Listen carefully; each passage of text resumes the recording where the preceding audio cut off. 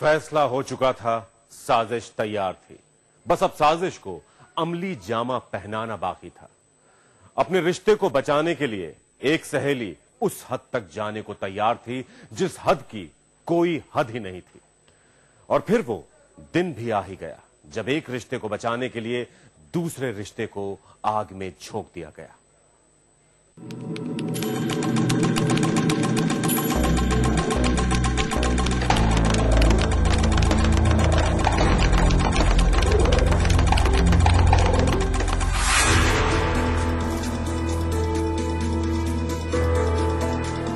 हीरू फैसला कर चुकी थी।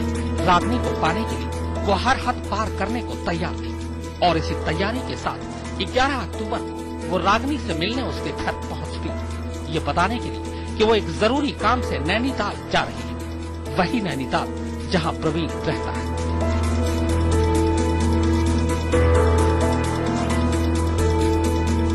हीरू रागनी को ये यकीन दिला देती है कि अब वो इस सच को मान चुकी है कि उसकी शादी प्रवीण से ही होगी, लिहाजा बीते कल को भूल जाना ही अच्छा है।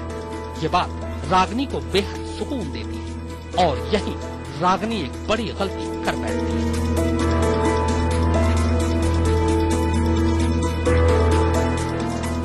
रागनी हीरू को प्रवीण का पता दे देती है और कहती है कि नैनीताल में वो प्रवीण से जरूर मिले।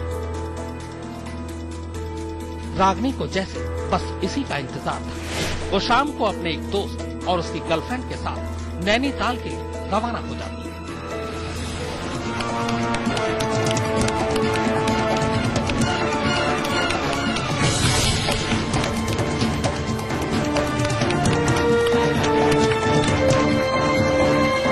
नैनीताल पहुंचते ही वो प्रवीण से मिलती है, उसे ये बताती है कि वो रागनी की सहेली है और यहाँ उससे मिलने आई है।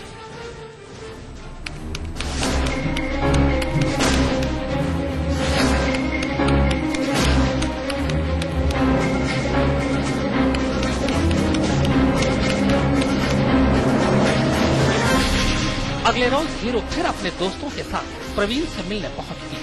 चूंकि रात की ट्रेन से उसे कानपुर लौट जाना है, लिहाजा वो प्रवीण से उसे स्टेशन छोड़ने को कहती है। प्रवीण भी उसकी बातों में आ जाता है और स्टेशन छोड़ने को तैयार हो जाता है। चूंकि स्टेशन प्रवीण के घर के पास में ही था, लिहाजा चारों पैदल ही स्टेशन की तरफ बढ़ जाते हैं।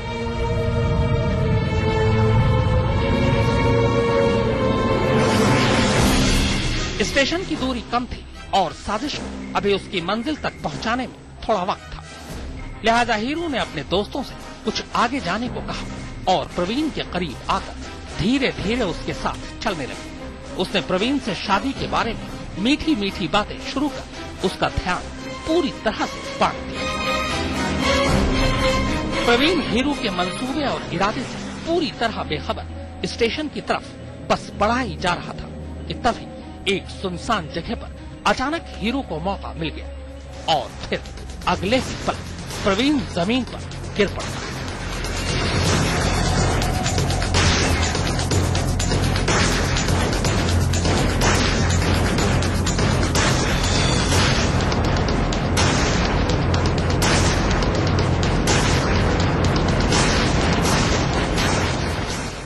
रुक्मणी ने झिझलाकर कहा था कि मेरे और प्रवीण की शादी होने से कोई भी नहीं रोक सकता, जिस बात पर हीरू ने फिर उससे कहा था कि अगर तुम्हारे बीच जो आएगा तो मैं उसे जान से मारूंगा।